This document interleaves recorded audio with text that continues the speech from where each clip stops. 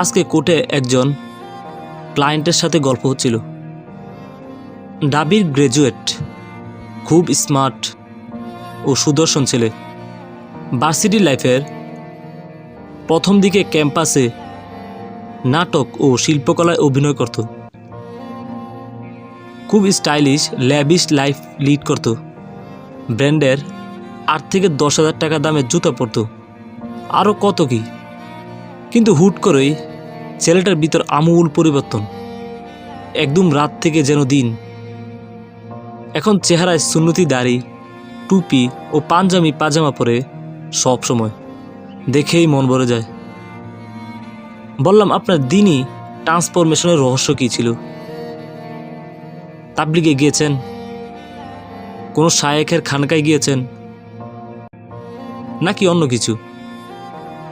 ছেলেটা বলল, ভাইয়া ওরকম কিছুই না, জাস্ট আল্লাহই কিভাবে যেন আমার দিল পরিবর্তন করে দিলেন।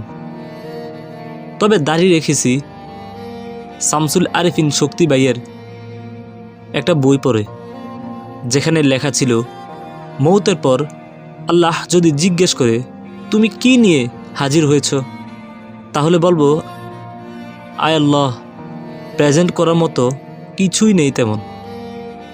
তবে আমার চেহারাটা দেখতে তোমার হাবিব সাল্লাল্লাহু আলাইহি ওয়াসাল্লামের মতো করার চেষ্টা করেছি।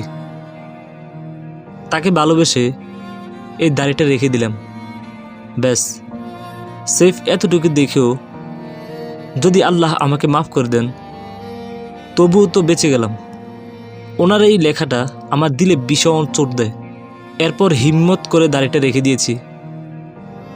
আমি মাছরাঙ্গা টেলিভিশনে চাকরি করতাম, সেটাও ছেড়ে দিতে বাধ্য হই।